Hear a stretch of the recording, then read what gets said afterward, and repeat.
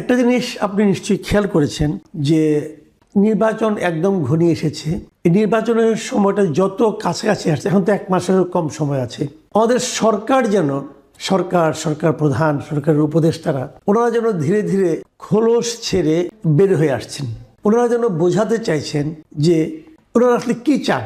ওনারা কেবল একটা নির্বাচনই চান না, এই নির্বাচনে কারা জয়ী হবে অথবা এই নির্বাচনে ভোটাররা কোন পক্ষে ভোট দেবে সেই ব্যাপারেও যেন কিছুটা নিজেদের আকাঙ্ক্ষার কথা প্রকাশ করতে চাচ্ছেন। আমরা ডক্টর ইউনূসের একটা বক্তব্য গতকাল উনি দিয়েছিলেন উচ্চশিক্ষা বিষয়ক একটা অনুষ্ঠানে।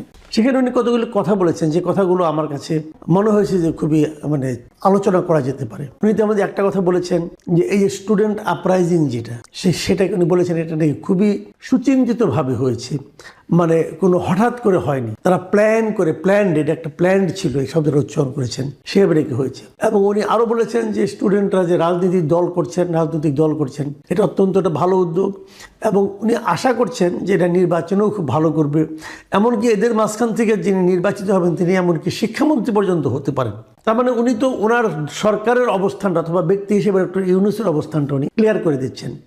একটা অন্তর্বর্তীকালীন সরকারের প্রধান যিনি একটা নির্বাচনের আয়োজন করেছেন এবং যে নির্বাচনে অনেকগুলো দল, অনেকগুলো পথ, অনেকগুলো মত অংশ নিচ্ছে জনগণের সমর্থন পাওয়ার জন্য, সেই ক্ষেত্রে নির্বাচন আয়োজনকারী যে সরকার, তারা কি এরকম ভাবে একটা পক্ষের দিকে যেতে পারে কিনা, যাওয়া উচিত কিনা? আপনি ডক্টর ইউনূসের এই বক্তব্য, ডক্টর ইউনূসের এই পরিকল্পনা, ডক্টর ইউনূসের কর্মকাণ্ড গত কয়েক মাসে আপনি এটাকে কিভাবে বিশ্লেষণ করছেন? আচ্ছা, ডক্টর ইউনূসের বক্তব্যের 2টা পার্ট। একটা পার্ট আগে বলি, সেটা হচ্ছে একটা জেনারেশনকে ডিজেনারেট করে অধঃপতনের দিকে নিয়ে গিয়ে, লেখাপড়া তো আর নাই এখন, উনি যে এই যে নতুন করে আবার স্বপ্ন দেখাইলেন যে ওনারা জিতবেন এবং শিক্ষামন্ত্রী হবেন, এতে কিন্তু আমি কোনো অবাক হইনি ইন দি সেন্স যে স্বপ্ন দেখানোটা ওনার কিন্তু অরিজিন, এটা তার মূল। এবং আল কোরআনের একটা কথা আমার খুবই ভালো লাগে যে প্রতিটি বস্তুই তার মূলের দিকে প্রত্যাবৃত হয়, এবং ডক্টর ইউনূস মাঝে মাঝেই তার মূলের দিকে প্রত্যাবর্তন করছেন। সেটা কি? স্বপ্ন দেখানো। এবং আমি একটা টক শোতে বলেছিলাম যে doctor Yunus has perfected the mechanism how to romanticise, মানুষকে কিভাবে রোমাঞ্চিত করতে হয়, এই টেকনোলজিটা উনি, এটার মধ্যে একটা পারফেকশন আনছেন উনি। এবং আমার ধারণা উনি যে নোবেল পাইছেন, নোবেল কমিটিকে উনি এমনভাবে রোমান্টিসাইজ করছেন, এমনভাবে স্বপ্ন দেখিয়েছেন, সেই কারণে উনি নোবেল পাইছেন। এই যে দেখেন কত স্বপ্নই না উনি দেখাইলেন। হ্যাঁ, এই প্রসঙ্গে আমি যুব সমাজকে একটা টিপস দিতে চাই, সেটা হচ্ছে যারা প্রেম করতে চান তারা ডক্টর ইউনূসের কাছ থেকে একটু শিক্ষা নিয়ে, how to romanticise girls, how to show them dream, false dream হোক, ড্রিম। এবং আপনি বলতে পারেন যে দেখো তোমাকে নিয়ে আমি এমন ঘর বাঁধবো যে পৃথিবীর তাবৎ দম্পতি হিংসা করবে। আপনি এমনও বলতে পারেন যে তুমি এমন আকর্ষণীয় হয়ে উঠবে যে সারা পৃথিবী তোমাকে পেতে চাইবে, কিন্তু আমি ছাড়া কেউ পাবে না। এবং সারা পৃথিবীর মানুষ তোমাকে লক্ষ্য করি, all roads will lead to you, তুমি এমন আকর্ষণীয় হবে, আমি তোমাকে এটা বানাবো, আমি তোমাকে এরকম আকর্ষণীয় বানাবো। আপনি এভাবে বলে প্রেমে ফেলতে পারেন অনেককেই। হ্যাঁ, এই যে স্বপ্ন, হ্যাঁ, কোনো বেসিস আছে আপনি বলেন? হ্যাঁ, বলতেছেন যে পৃথিবী আমাদের এখানে আসবে, আমরা কোথাও যাব না। কি হইল? 18 লাখ টাকা দিয়ে বন্ড দিয়ে আমেরিকা যেতে হবে। অস্ট্রেলিয়া এবং আর কয়েকটা দেশ বাংলাদেশকে ঝুঁকিপূর্ণ চিহ্নিত করে তাদের ভিসা রেস্ট্রিক্টেড করে ফেলছে। এখন ছাত্রছাত্রীরা অস্ট্রেলিয়ার ভিসা পাচ্ছে না। এই তো করছেন আপনি, কিন্তু বলছেন কি? আপনি বলতেছেন যে জুলাই সনদ স্বাক্ষরের মধ্য দিয়ে একটা বর্বর সমাজ সভ্য সমাজে পরিণত হচ্ছে। তাই জুলাই সনদে স্বাক্ষরের পর কি যা দেখছি সব সভ্যতার চিহ্ন, নাকি সব বর্বরতা? এইসবের মানে কি? আমরা আর ইউ অল স্টুপিডস? হ্যাঁ, all the people are not stupid, some people are stupids. হ্যাঁ, এইগুলি আমাদের সাথে এরকম করতেছে। যাই হোক, এবার দেখেন আজকে আমি একটা পোস্ট দিছি, গত বছরের এপ্রিলে বলা হয়েছিল যে 1,80,000 রোহিঙ্গাকে ফেরত নেওয়ার প্রক্রিয়া শুরু করছে মায়ানমার। কতদিন হয়েছে? উল্টা কি দেখতেছি, মায়ানমার সীমান্তে নানা রকম ঝামেলা। তো এইসব কথা না বললে কি হয় না? উনি না স্বপ্ন দেখানো ছাড়া ওনার আর কোনো যোগ্যতা নেই, আমি যা দেখতেছি তার কোনো যোগ্যতা, কারণ একটা কথার জাদু করেনি। হ্যাঁ, এবার সেকেন্ড পার্টে আসি। দেখেন, বিএনপি কিন্তু প্রথম থেকেই বলে আসতেছিল যে এই সরকার নিরপেক্ষ না, এখন অবশ্য এগুলো কমাই দিছে, আমি জানি না এটা হয়তো ওই মনে করে কি আমি মাঝে মাঝে বলি যে বিএনপি কি মনে করে যে যদি এই সরকারকে আঘাত করে কথা বলি, তাহলে যদি এই সরকার মন খারাপ করে এবং মন খারাপ করে যদি বলে না আমি তাহলে নির্বাচন দিব না, এই ভয়ে বিএনপি সবসময় মনে হয় আতঙ্কিত থাকে। হ্যাঁ, ওদেরই হলো যে কোনো রকমে ডক্টর ইউনূসকে গুড হিউমারে রেখে একটা নির্বাচন হলেই তো ক্ষমতায়। হ্যাঁ, রাইট। এই যে মানে মানসিকতা। এবং আমি বলি এখন যদি বিএনপিকে বলা হয় যে আপনারা 151টা সিট পাবেন, বাকি 149টা জামাত পাবে, রাজি হয়ে যাবে। মানে তারেক রহমানের প্রধানমন্ত্রী হওয়া দরকার ইন এনি ওয়ে। তো যাই হোক, এখন ওনারা প্রথম থেকেই বলতেছিলেন যে এই সরকার নিরপেক্ষ না এবং মাঝখানে বন্ধ করে। দেখেন এগুলি কিন্তু এখন দেখেন ওই যে বলে না যে ধর্মের ঢোল বাতাসে নড়ে। হ্যাঁ, আপনি আলটিমেটলি কিন্তু আপনি এক্সপোজ হবেন। আপনি প্রিটেনশন বেশি দিন রাখা যায় না। আপনি মানে ভান করে বেশি দিন আপনি থাকতে পারবেন, আপনাকে অরিজিনে যেতেই হবে। এখন প্রকৃত চেহারাটা বেরিয়ে যাবে। হ্যাঁ, তো এখন হচ্ছে যে এখন ইট ইজ ক্লিয়ার যে, এবং দেখেন উনি কতগুলি জিনিস করছেন না, এগুলি উনি নিউ ইয়র্কে গিয়ে প্রথমে ওই মাহফুজ আলমকে পরিচয় করে দিলেন মাস্টার মাইন্ড হিসাবে। এখন দেখেন এত বড় একটা আন্দোলন যেখানে সব স্টেক হোল্ডার, এখানে বিএনপি থেকে সবাই ছিল। হ্যাঁ, উনি একজন লোককে মাস্টার মাইন্ড হিসেবে পরিচয় করে দিলেন। উনি না আসলে মুহূর্তের অনুপ্রেরণায় কথা বলেন, he lives in the moment. ওই মুহূর্তে তার কাছে মনে হয়েছে এটা একটা ক্যাচি কথা, এটা একটা বললে একটা স্টান্ট হবে, বাস বলে দিলেন। এটার কনসিকুয়েন্স যে কী হবে, এটার ফল যে কী হবে, উনি কখনো কনসিকুয়েন্স ভাবেন না। হ্যাঁ, উনি একটা বলে দিলেন আর কি, এটা যেটা মানুষ মানে চটকদার একটা কথা বলে দেন আর কি। তো এখন দেখেন বলতেছেন যে, আচ্ছা আমি আরেকটা কথা একটু আপনাকে জানি একটু, তারপর আমরা সবগুলো পয়েন্টে আমরা আসবো আশা করছি। সেটা হলো যে নির্বাচনের পাশাপাশি আমাদের জাতির জন্য একটা প্রথমবারের মতো একটা উপহার এসেছে যে একই সঙ্গে নির্বাচনও হবে, গণভোটও হবে। গণভোটে 4টা প্রশ্ন থাকবে, একটা প্যাকেজের মতো বানানো হয়েছে, হ্যাঁ অথবা না দিতে হবে। এই প্যাকেজের যথার্থতা, এই প্যাকেজের যৌক্তিকতা নিয়ে নানা রকম প্রশ্ন আছে, সেই প্রশ্নে আমি যাচ্ছি না। কিন্তু আমার প্রশ্ন হলো নির্বাচনটা যারা আয়োজন করছে সেই সরকারকে এই গণভোটে কি ভোট দিতে হবে, হ্যাঁ অথবা না, এটার জন্য জনগণকে প্রভাবিত করতে পারে। যদি না পারে অথবা পারে আমি জানি না, আপনি বলবো। আমি একটা উদাহরণ দিয়ে বলি খেলে আপনাকে। ব্যাংকগুলোকে বাংলাদেশ ব্যাংকের পক্ষ থেকে একটা ইনস্ট্রাকশন দেওয়া হয়েছে সবগুলো ব্যাংকে, তাদের সবগুলো ব্রাঞ্চে প্লে কার্ড রাখতে হবে যে হ্যাঁ ভোট দিন, গণভোটে হ্যাঁ ভোট দিন। এখন যদি ব্যাংকগুলি প্রচার করে, তাহলে যে লোকটা না ভোট দিতে চায়, যে বুঝে শুনেই না ভোট দিতে চায়, সে কি ব্যাংকটার উপর আনহ্যাপি হবে না? ব্যাংক তো একটা আস্থার জায়গা, ব্যাংকিং সিস্টেমটা তো চলেই আস্থার উপর নির্ভর করে। যেমন ধরেন আমি না ভোট দিতে চাই, ধরা যাক কথার কথা, তা আমি তো ওই ব্যাংকে আর যাবোই না। আমি বললাম যে কেন আমি ব্যাংকে যাবো? ব্যাংক আমাকে হ্যাঁ ভোট দিতে বলছে কেন? ব্যাংকে আমাকে লজিক দিয়ে বোঝাবে কেন হ্যাঁ ভোট দিতে বলছে?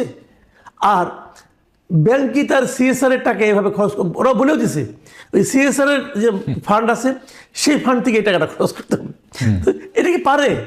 গভর্নমেন্টকে পারে? গভর্নমেন্ট অফিসিয়ালদের দিয়ে এগুলি বলানো, এনজিওদেরকে ডেকে আনা হচ্ছে, গভর্নমেন্ট নিজে উদ্যোগ নিয়ে তাদেরকে বলতেছে আপনারা হা ভোটের প্রতি মানুষকে উদ্বুদ্ধ করেন। এটা কি সরকারের কাজ? সরকার এটা পারে আসলে? আপনার কি মনে হয়? মানে আপনার প্রশ্নটা শুনে মনে হচ্ছে যে এটা একটা বিতর্কযোগ্য ব্যাপার। আসলে এটা বিতর্কযোগ্য না, এটা তো মানে চোখ বন্ধ করে বলা যায় এটা গভর্নমেন্ট এটা করতে পারে না। হ্যাঁ, গভর্নমেন্ট ক্যানট মানে ইনফ্লুয়েন্স এ ডেমোক্রেটিক প্রসেস, যেহেতু এটা নিউট্রাল গভর্নমেন্ট, একটা ডেমোক্রেটিক প্রসেসকে ওনারা ইনফ্লুয়েন্স করতে পারে না। এবং আমি বলি কি জানেন, গভর্নমেন্ট আসলে মরিয়া হয়ে গেছে এই হাঁ জেতাতে। কারণ এই হাঁ জেতার সঙ্গে তাদের একটা সেফ এক্সিটের ব্যাপার আছে। হ্যাঁ, যে কারণে তারা মরিয়া হয়ে উঠছে যে কোনো ক্রমে যদি না জিতে যায় তাইলে মানে তাদের সেফ এক্সিটটাও বিপদাপন্ন হইতে পারে। সুতরাং তারা মরিয়া হয়ে গেছে। এবং শুধু ব্যাংক না, আপনি এনজিওগুলোকে বলা হয়েছে, টিচারদেরকে বলা হয়েছে, নানা রকমভাবে এটা যে একটা অল আউট ক্রাশ প্রোগ্রাম নেওয়া হয়েছে যাতে হাঁ জেতে। হ্যাঁ, তো এটা তো হলো না। লেট পাবলিক ডিসাইড তারা এই জুলাই সনদ তার মানে কি মানে না। আর দ্বিতীয় কথা হচ্ছে দেখেন এই যে গণভোটের আয়োজনটা না, এটা তো ডিফেক্টিভ আয়োজন। আমি একটা শোতে বলছি যে 4টা প্রশ্ন না দিয়ে ভাই শুধু এইটুক রাখেন যে ডক্টর আলী রিয়াজ যেভাবে দেশকে ভাবেন আপনারা সেভাবে ভাবেন কিনা, হ্যাঁ অথবা না। ঠিক আছে, আপনি এই যে 4টা গ্রামের মানুষ তো ভাই ম্যাকিয়াভেলি না, গ্রামের মানুষ তো অ্যারিস্টটল না, তাই না? তো ওরা এই 4টা বিষয় পড়ে তারপরে বুঝে কনসিভ করে তারপরে ভোট দিবে, এটা আপনারা ভাবলেন কিভাবে? মানে সব কিছুর একটা মানে মিনিমাম একটা যুক্তি তো থাকতে হবে ভাই। হ্যাঁ, চারটা জটিল জিনিস, হ্যাঁ, আপনি গ্রামে নিরক্ষর একটা রিমোট অঞ্চলের একটা ভোটারকে বলতেছেন না, আপনি নিরক্ষর বলছেন। আমাদের সরকারের যে হিসাব, সরকারি হিসাবে বলা হয়েছে এদেশের সাক্ষরতার হার হলো 72%। মানে 72% লোক লিখতে পারে, এরা কিন্তু ওখানে নাম স্বাক্ষরটা করতে পারে, আর কিছু না। তো এর মধ্যে অনেক আছে যারা নাকি পড়তে পারে না। যদি ধরেই নেই যে 72% লোকও লিখতে পড়তে সবই পারে, লিখতে পড়তে বুঝতে রাষ্ট্রবিজ্ঞান বুঝতে সব পারে, মানলাম, তাহলে 28% তো পারে না। তো এই 28%-এর জন্য এই গণভোটটাকে একটা মানে আপনার কৌতুক না, একটা প্রহসন। হ্যাঁ, কারণ সে তো ওইটা পড়তেই পারবে না, তা কিসের উপর ভোট দেবে সে, মানে ভাবা যায় না আর কি। হ্যাঁ, আচ্ছা, আমি এখন একটু শেষ দিকে আসছি আপনার সঙ্গে একটা আমি মনে করি একটা খুবই গুরুত্বপূর্ণ বিষয় নিয়ে আলোচনা করা দরকার। এই ইস্যুটা অনেকেই বলেন, অনেকেই জিজ্ঞাসা করেন যে আমরা যে এই অনেক আশা নিয়ে গত বছর 1.5 বছর আগে ডক্টর ইউনূসকে দায়িত্ব দিলাম দেশটাকে ঐক্যবদ্ধ করার জন্য, দেশটাকে সামনের দিকে অগ্রসর করার জন্য, তো এই 1.5 বছরের যে অভিজ্ঞতা আপনি নিজেও দেখেছেন, এই 1.5 বছরের অভিজ্ঞতা আপনার কাছে কী মনে হয়? ডক্টর ইউনূসকে দেশটাকে ঐক্যবদ্ধ করতে পেরেছেন, দেশটাকে সামনের দিকে নিয়ে যেতে পেরেছেন, অথবা সামনের দিকে যাওয়ার জন্য কোনো প্রক্রিয়া শুরু করতে পেরেছেন, অথবা দেশটাকে সামনে ওনার যে পদ্ধতি, ওনার যে মানে কর্মকাণ্ড উনি যেভাবে চেয়েছেন সেটা যদি বাস্তবায়িত হয় তাহলে কি দেশটাকে ঐক্যবদ্ধ জাতিতে পরিণত হতে পারবে? ডক্টর ইউনূসের টোটাল এটাকে আপনি কীভাবে? আপনি একটা সুন্দর প্রশ্ন করছেন। দেখেন, এইটা আমি একটা উপমা দিয়ে বা তুলনা দিয়ে আপনার এই কথাটা উত্তর দিব। সেটা হচ্ছে ডক্টর ইউনূসের সঙ্গে সাবেক সোভিয়েত ইউনিয়নের যে গর্বাচেভ, তার একটা বড় মিল আছে। সেটা হচ্ছে গর্বাচেভ যখন 1985-এ এই ক্ষমতা নিলেন, তখন উনি একটা সংস্কার কর্মসূচি হাতে নিয়েছিলেন। সেটা হচ্ছে, একটা হচ্ছে গ্লাসনস্ট আর একটা হচ্ছে পেরেস্ত্রয়িকা। গ্লাসনস্ট মানে হচ্ছে ওপেননেস, এটা একটা ডেমোক্রেটাইজেশন, গণতন্ত্রায়ন। যেহেতু এতদিন সোশ্যালিস্ট সিস্টেম ছিল, হ্যাঁ, সোশ্যালিস্ট সিস্টেমে তো আপনার মানে ওই বুর্জোয়ার গণতন্ত্র যেটা নাই, এটা ওখানে হচ্ছে ডেমোক্রেটিক সেন্ট্রালিজম। যাই হোক, উনি গণতন্ত্রায়নের একটা সংস্কার কর্মসূচি নিলেন। আর একটা হচ্ছে পেরেস্ত্রয়িকা। পেরেস্ত্রয়িকা মানে রিস্ট্রাকচার, অর্থাৎ রাশিয়াকে পুনর্গঠন করবেন। এই সংস্কার কর্মসূচি নিলেন, এবং এটা আলটিমেট রেজাল্ট কী দাঁড়াইল? একটা বিশাল biggest country in the world, সেটা 15টা ভাগে ভাগ হয়ে গেল, 15টা অঙ্গরাজ্যে ভাগ হয়ে গেল। এই যে দেখেন, এই যে ইউক্রেন, এটা পার্ট অফ সোভিয়েত ইউনিয়ন। দেখেন, এই যে এইসব করলো এবং সোভিয়েত ইউনিয়ন ভেঙে গেল। এবং তাতে কি হইল? তাতে মানে আমেরিকা একটা ইউনিপোলার কান্ট্রি হিসাবে স্ট্যাবলিশড হয়ে গেল। আগে তো সোভিয়েত ইউনিয়ন যখন ছিল একটা বড় মানে বাইপোলার থেকে একটা টোটালি ইউনিপোলার হয়ে গেল। সোভিয়েত ইউনিয়নের দুর্বলতা বুঝে গেল পৃথিবী, হ্যাঁ, এবং আমেরিকা তো এটা উৎসাহিত হইলো। এবং এই গ্লাসনস্ট পেরেস্ত্রয়িকার পিছনে কিন্তু আমেরিকারও একটা হাত আছে, হ্যাঁ। আচ্ছা, যাই হোক, এটা একটা বড় আলোচনা। আমাদের এই ইউনূস সাহেব কী করলেন? উনি যে সংস্কার কর্মসূচিগুলি নিলেন, হ্যাঁ, নিয়ে উনি জাতিটাকে বিভক্ত করলেন। ওইটা রাষ্ট্রটা বিভক্ত হয়ে গেল, এটা আমাদের জাতিটা বিভক্ত হয়ে গেল। দেখেন, খুব ইন্টারেস্টিং। এরশাদ যখন গণভোটের আয়োজন করছিল, তখন ন্যাপের যে এই মানে এর সাথে হ্যাঁ না ভোট, মানে উনি থাকবেন কি থাকবেন না, তখন ওই ন্যাপের যে প্রধান মোজাফফর আহমেদ, উনি তো খুব রসিক ছিলেন। উনি বলছিলেন যে যখন ক্ষমতা নিলেন তখন তো জিজ্ঞেস করলেন না যে নিব কি নিব না, এখন বলতেছেন থাকবো কি থাকবো না, এখন বলতেছেন থাকবো কি থাকবো না। তো এখন দেখেন, 5ই আগস্টের পরে তো আপনাদের এই গণভোটটা তো 5ই আগস্টের পরে করতে হইতো, যেহেতু 5ই আগস্টে সংস্কারের কোনো ইস্যু ছিল না। 5ই আগস্টে ইস্যু ছিল Hasina must go, Sheikh Hasina must go, এইটা ছাড়া অন্য কিছু ছিল না। তো যেহেতু সংস্কার নিলেন, তো তখন একটা গণভোট করেন যে ভাই আমরা রাষ্ট্রকে সংস্কার করতে চাই, আপনারা হ্যাঁ না বলেন। সংস্কার করে এখন বলতেছেন যে এটাতে রাজি আছেন কিনা। তো এটা হইল কিছু। যাই হোক, এখন এই যে সংস্কার হইল, আবার কত মানে আপনার তো 20 মিনিটের প্রোগ্রাম না, এগুলো কথা বললে তো এগুলো 20 ঘন্টা লাগে। গণভোটের পায়োনিয়ার হচ্ছে আপনার জুলাই সনদের হচ্ছে এনসিপি বা আগের বৈষম্য বিরোধী ছাত্র আন্দোলন, তারাও এই সনদে স্বাক্ষর করে নাই, জনসংযোগ।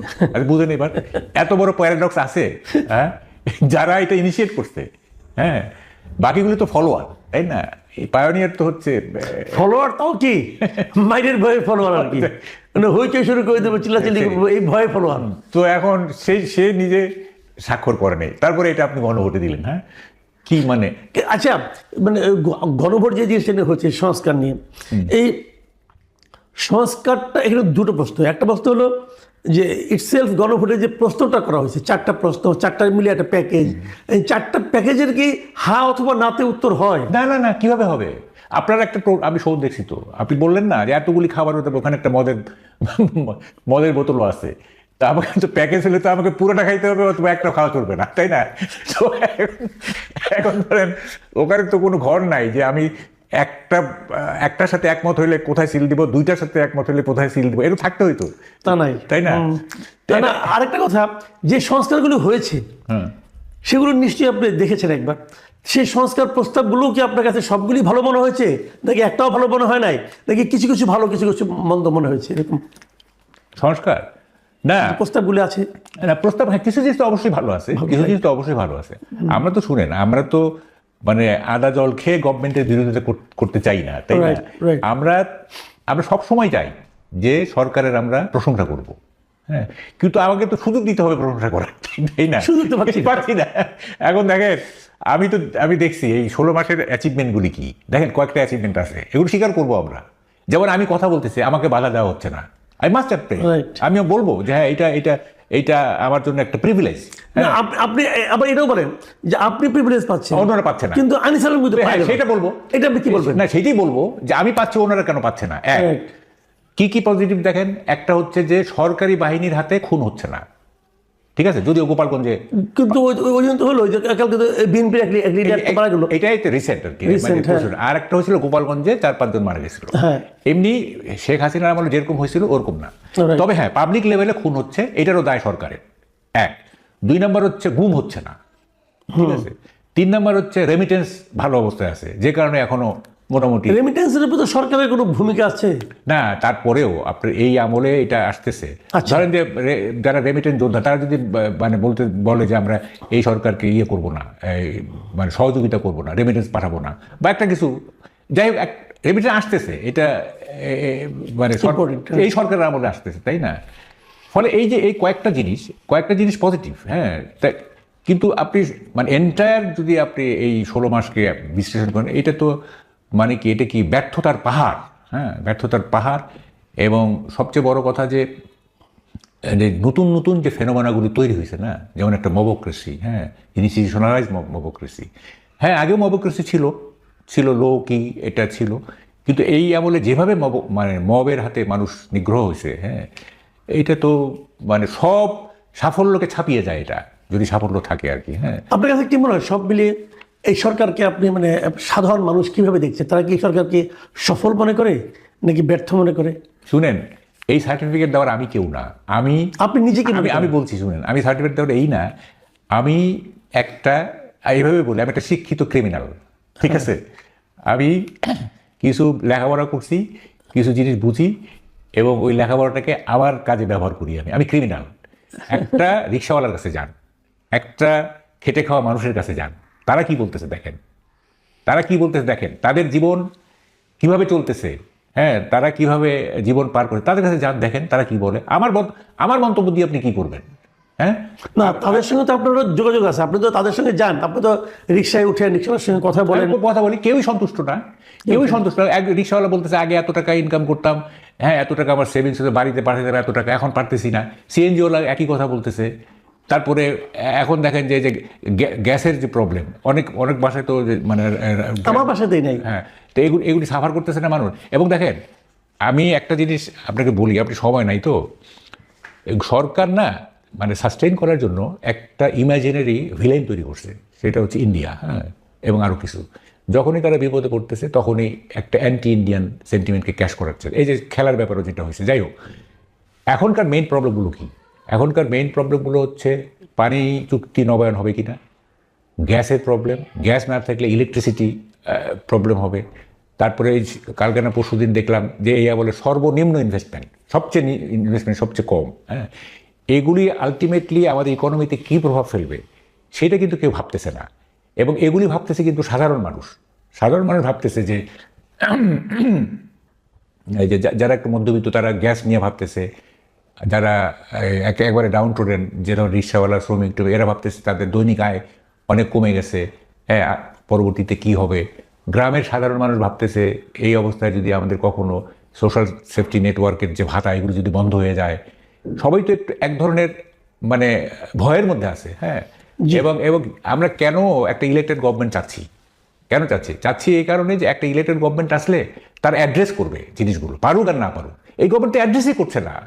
হ্যাঁ, মানে চেষ্টা করে ফেল করা, সেটা আপনি ইয়ে করতে পারেন, ছাড় দিতে পারেন যে হ্যাঁ চেষ্টা করা হচ্ছে, পারতেছে না ইত্যাদি। এই গভর্নমেন্ট তো কোনো চেষ্টাই নাই, সব খালি মানে রাজনীতি সাজানো। হ্যাঁ, সব খালি ওই কি বলে যে কীভাবে আগামী দিনে ভালো থাকবো, হ্যাঁ এইসব নিয়ে চিন্তা। জি, অনেক ধন্যবাদ, অনেক ধন্যবাদ জনাব মাহবুব কামাল। প্রিয় দর্শক, আপনারা জনাব মাহবুব কামালের বক্তব্য শুনলেন। উনি কিছু চমৎকার কথা বলেছেন, যেটা হয়তো আপনাদের কাছে নতুন লাগবে, আমার কাছে তো নতুন লেগেছেই। আমরা বুঝতে পারছি, অথবা ওনার কথা থেকে যেটা আমরা মানে ধারণা নিতে পারছি, সেটা হলো আমরা বাংলাদেশের জন্য আরেকজন গর্বাচেপ পেয়ে গেছি, এবং এই গর্বাচেপ বেশ দাপটের সঙ্গে শেষ দিন পর্যন্ত হয়তো রাজ করবেন, এবং উনি কী করবেন, কি ভাঙবেন, কোথায় বিভক্তি আনবেন না কোথায় সংস্কার আনবেন, এটা হয়তো কদিনের মধ্যে আমরা টের পেয়ে যাব। কিন্তু যখন টের পাবো তখন হয়তো প্রতিকারের আর কোনো পথ থাকবে না।